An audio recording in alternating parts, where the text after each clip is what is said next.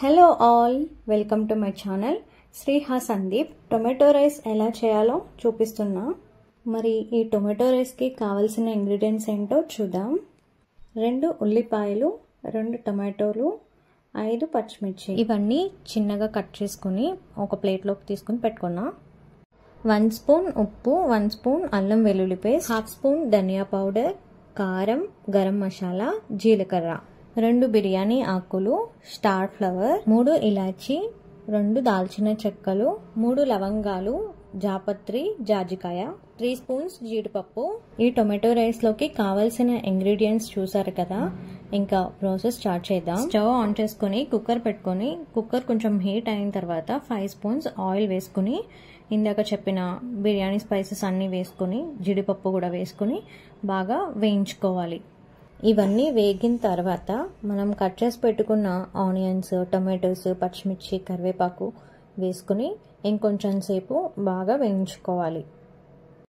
టొమాటోస్ని ఇలా డైరెక్ట్గా తినడం ఇష్టం లేని వాళ్ళు టొమాటోస్ని, పచ్చిమిర్చిని మిక్సీలో పేస్ట్ చేసుకుని ఉల్లిపాయలు కొంచెం మగ్గిన తర్వాత ఆ పేస్ట్ యాడ్ చేసుకోవచ్చు. ఇవి కొంచెం మగ్గిన తర్వాత జీలకర్ర, సాల్ట్ వేసుకొని ఇంకొంచెం సేపు బాగా మగ్గించుకోవాలి. ఈ టొమాటో రైస్ని మనం పిల్లల లంచ్ బాక్స్లోకి కానీ, హస్బెండ్ లంచ్ బాక్స్లోకి కానీ ఈజీగా చేసి పెట్టేయచ్చు. వాళ్ళు కూడా ఇష్టంగా తింటారు. ఈ రైస్లోకి చికెన్ కర్రీ కానీ, చికెన్ ఫ్రై కానీ, రైతాతో కానీ తింటే చాలా బాగుంటుంది టేస్ట్. తప్పకుండా ట్రై చేయండి. ఇవి మగ్గడానికి కొంచెం టైం పడుతుంది. మూత పెట్టుకుని మగ్గించుకుందాం కాసేపు.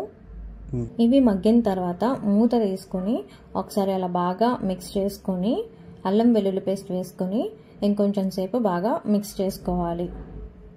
ఈ అల్లం వెల్లుల్లి పేస్ట్ పచ్చివాసన పోయిన తర్వాత కారం, ధనియా పౌడర్, గరం మసాలా వేసుకుని బాగా కలుపుకొని ఇంకొంచెం సేపు మగ్గించుకోవాలి.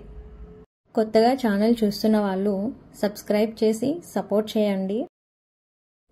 నేను ఇక్కడ 2.5 కప్స్ రైస్ తీసుకుని బాగా వాష్ చేసుకుని 10 మినిట్స్ ముందు నానబెట్టుకుని పక్కన పెట్టుకున్నా. ఇంకా ఇక్కడైతే ఇవన్నీ బాగా మగ్గాయి. ఇంకా అందుకే 5 గ్లాసెస్ వాటర్ అయితే వేసుకుంటున్నా. వాటర్ వేసుకున్న తర్వాత ఒకసారి అలా బాగా కలుపుకొని మూత పెట్టుకొని కాసేపు మరగనివ్వాలి.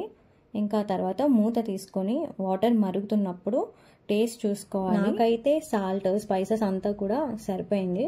ఇంకా అందుకే రైస్ అయితే వేసేసుకుంటున్నా. రైస్ వేసుకుని కుక్కర్ మూత పెట్టేసుకుని 3 విజిల్స్ రానివ్వాలి. 3 విజిల్స్ వచ్చిన తర్వాత ఒక 15 మినిట్స్ చల్లారనివ్వాలి. చల్లారిన తర్వాత మూత తీసుకొని ఇంకా సర్వ్ చేసుకోవడమే. చూడండి ఎంత బాగుందో చూడడానికి. టేస్ట్ అయితే మాత్రం చాలా బాగుంది. చూడండి పొడి పొడిలాడుతూ ఎంత బాగుందో. తప్పకుండా ఈ టొమాటో రైస్ని మీరు కూడా ట్రై చేయండి. ట్రై చేసి ఎలా వచ్చిందో కమెంట్ చేయండి. ఈ రెసిపీ మీకు నచ్చితే ప్లీజ్ ఒక చిన్న లైక్ చేసి మీ ఫ్రెండ్స్ అండ్ ఫ్యామిలీ మెంబర్స్తో షేర్ చేసి సబ్స్క్రైబ్ చేయండి. Thanks for watching.